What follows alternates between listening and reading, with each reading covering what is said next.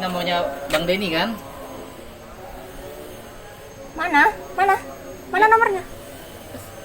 Bentar, sabar mbak. Nih, itu bukan monokromo dupak itu. Udah nggak dipakai mas yang itu. Ya makanya, saya kan nggak tahu, saya kan kurir mbak. Terus, Itu COD juga apa gimana? COD, saya antar alatnya. Tapi nggak beli, nomornya udah Coba, dipakai coba sama minta orang. nomor yang lain deh mbak. Saya jauh-jauh loh masalahnya. Saya Ya dari gini, Warung. gini mas, ini udah 4 kali ini. Ada orang ngajuk. Dia ini nggak pernah pesen COD. Orangnya di Jakarta.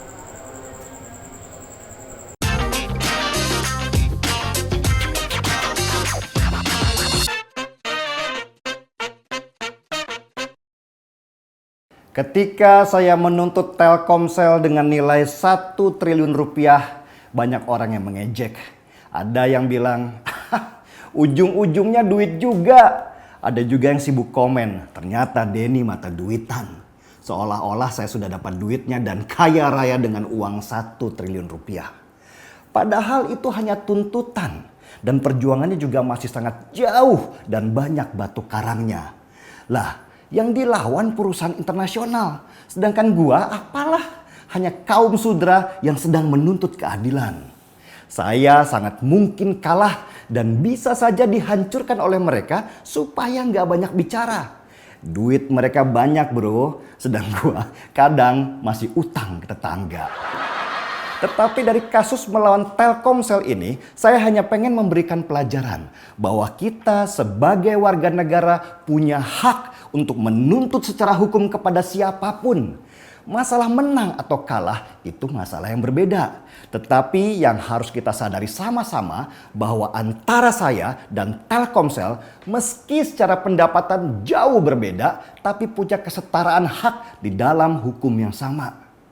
Lagian gimana cara bikin Telkomsel melirik ke kasus kita kalau nggak pakai cara hukum perdata?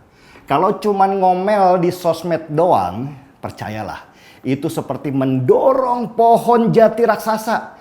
Jangankan joget, goyang aja enggak.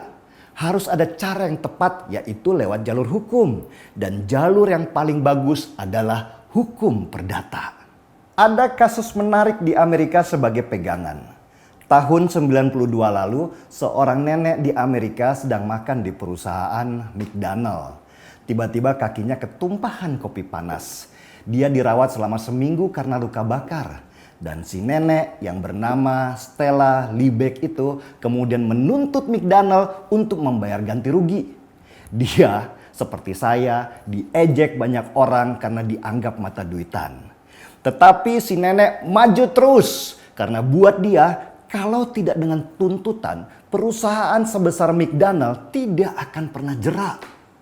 Dan akhirnya si nenek menang. Pengadilan di Amerika juga menghukum McDonald dengan denda besar lewat konsep punitive damages atau hukuman yang membuat mereka jera. Yang menarik, gara-gara tuntutan si nenek itu, McDonald akhirnya menurunkan tingkat panas di kopinya. Efek jera. Itulah yang ingin dicari dalam tuntutan saya ke Telkomsel. Karena tanpa tuntutan dan tanpa kerugian, Telkomsel akan menganggap bahwa tidak terjadi apa-apa. Beda kalau misalnya mereka harus membayar kerugian besar. Pasti mereka mau tidak mau harus mulai membenahi internal perusahaannya. Mulai dari direktur sampai mereka yang bertugas terhadap data pribadi pelanggan harus bertanggung jawab penuh.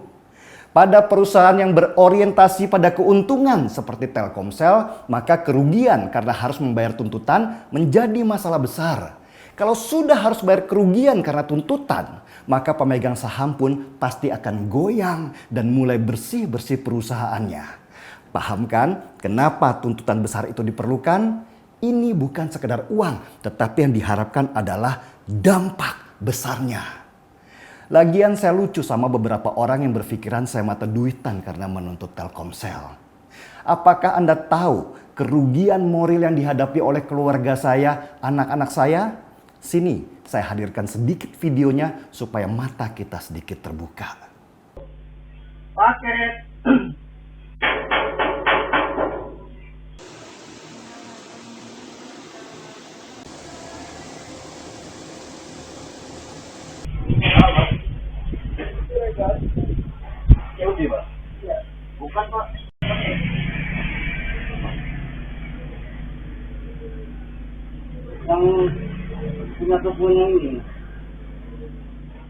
Bayangkan, sehari bisa sampai 5 kali keluarga saya mendapat teror kiriman-kiriman barang seperti itu.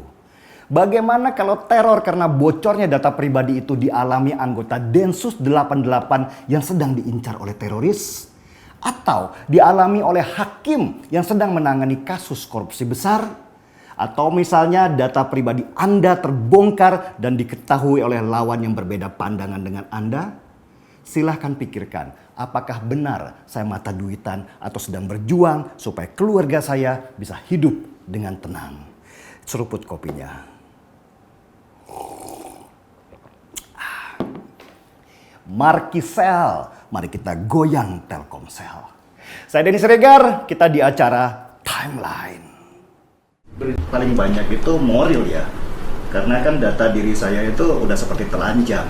Kalau diri saya sih nggak ada masalah, tapi istri saya, anak-anak saya semua sudah terancam, mulai merasa terancam. Apalagi ketika kemudian alamat saya diketahui, sekolah anak saya di mana juga sudah mereka ketahui. Mungkin belum sekarang terasa ancaman-ancaman itu jadi nyata, tetapi ketika mereka sudah memegang data saya, suatu saat saya berbeda pandangan sama mereka, sangat memungkinkan ada orang-orang yang tidak suka sama saya akan mendatangi rumah saya dan melakukan kekerasan. Itu sangat mungkin sekali, potensinya besar sekali terjadi.